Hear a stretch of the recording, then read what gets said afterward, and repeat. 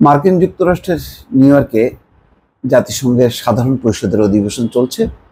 সেখানে সারা বিশ্বের রাষ্ট্রপ্রধান, সরকার প্রধানদের ভিড়। সেই ভিড়ে আমাদের দিক থেকে যেটা খুব প্রত্যাশিত ছিল, ডক্টর ইউনূসের সঙ্গে নরেন্দ্র মোদীর একটি বৈঠক। জরুরি ছিল এই কারণে যে পরিবর্তিত রাজনৈতিক প্রেক্ষাপটে ডক্টর ইউনূস দায়িত্ব নিয়েছেন। নতুন এই সরকারের সঙ্গে ভারতের যে প্রধান, তিনি দেখা করবেন, সাক্ষাৎ করবেন, জানবেন। এটা হচ্ছে একটা ধারাবাহিক নর্মাল একটা প্র্যাকটিস। নতুন সরকারকে অভিনন্দন জানানো, যেহেতু তারা টেলিফোনে কথা বলেছেন, টেলিফোনে শুভেচ্ছা বিনিময় করেছেন, কিন্তু জাতিসংঘে নরেন্দ্র মোদী আসবেন, ডক্টর ইউনূস আসবেন, অথচ নরেন্দ্র মোদী দেখা করবেন না, অথবা ডক্টর ইউনূসের সাথে নরেন্দ্র মোদীর দেখা হবে না, এটা স্বাভাবিক ঘটনা না।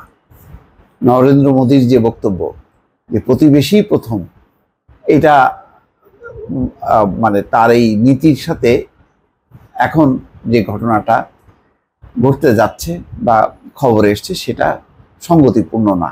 যাই হোক, ডক্টর ইউনূসের সঙ্গে মোদীর সাক্ষাৎ না হলেও জাতিসংঘের সাধারণ পরিষদের অধিবেশন চলার কালে জো বাইডেনের সঙ্গে, মার্কিন প্রেসিডেন্টের সঙ্গে ডক্টর ইউনূসের বৈঠক হবে। এটি বলা হচ্ছে যে গত 3 দশকের মধ্যে বাংলাদেশের কোনো প্রধানমন্ত্রীর সঙ্গে বা রাষ্ট্র প্রধানের সঙ্গে এমনটা হয়নি, একটা বিরল ঘটনা।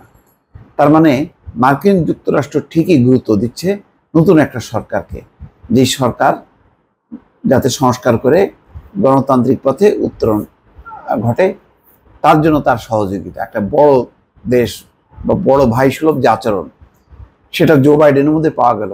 দুঃখজনকভাবে পাশের দেশ ভারত এত বিশাল, তার নাকি হৃদয় বিশাল, বিশালত্ব পাওয়া গেল না, বরং একটা ক্ষুদ্রতা পাওয়া গেল।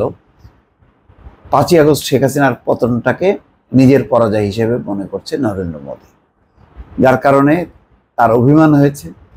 আর অন্তর্বর্তী সরকারের প্রধান যে বলছেন যে আমরা মাথা উঁচু করে চলবো, আত্মমর্যাদা নিয়ে চলবো, সমতার ভিত্তিতে সম্পর্ক হবে ভারতের সাথে, সীমান্তে হত্যা চলবে না, এই কথাগুলো তাদের ভালো লাগছে না। ভালো না লাগার কারণে মানে একটু সাইজ করা আর কি ডক্টর ইউনূসকে। যাক, এগুলি আসলে কোনো কথার কথা না। এগুলি করে কোনোদিনও ভুটানের সাথেও পারে নাই ভারত, নেপালের সাথেও পারে নাই, শ্রীলঙ্কার সাথেও পারেনি, মালদ্বীপের সাথেও পারে নাই। একটা বৈঠক হয়েছে, তৌহিদ হোসেন যে পররাষ্ট্র উপদেষ্টা, তার সাথে পররাষ্ট্রমন্ত্রী ভারতের জয়শঙ্কর, জয়শঙ্কর, তাদের মধ্যে বৈঠক হয়েছে। সেই বৈঠকের শিরোনাম হচ্ছে সম্পর্ক এগিয়ে নিতে একমত। কি সম্পর্কে এগোবে, মানে গোড়ায় যদি গলদ থাকে তাহলে সেই সম্পর্ক কতদূর এগোবে। তারা বৈঠক করেছেন।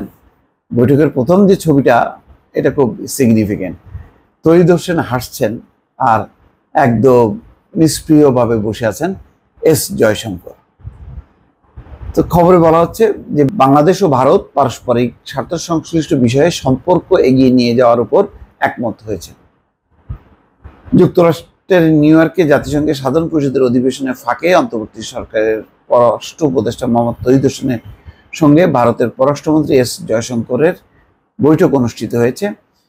ওই বৈঠকে দুই নিকট প্রতিবেশী দেশের মধ্যে এ বিষয়ে আলোচনা হয়েছে। আজ মঙ্গলবার সকালে বাংলাদেশের পররাষ্ট্র মন্ত্রণালয় সামাজিক যোগাযোগ মাধ্যম এক্সে এই তথ্য জানিয়েছে। নিউ ইয়র্কের স্থানীয় সময় অনুযায়ী সোমবার সন্ধ্যায় তৌহিদ হোসেনের সঙ্গে জয়শঙ্করের বৈঠকটি অনুষ্ঠিত হয়েছে।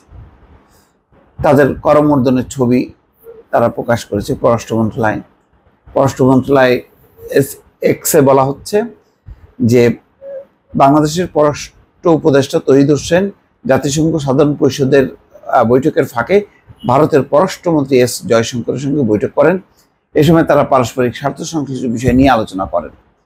ভারতের পররাষ্ট্রমন্ত্রী জয়শঙ্কর আবার তার এক্সে লিখেছেন, বিকেলে নিউ ইয়র্কে বাংলাদেশের পররাষ্ট্র উপদেষ্টা তৌহিদ হোসেনের সঙ্গে তার বৈঠক হয়েছে।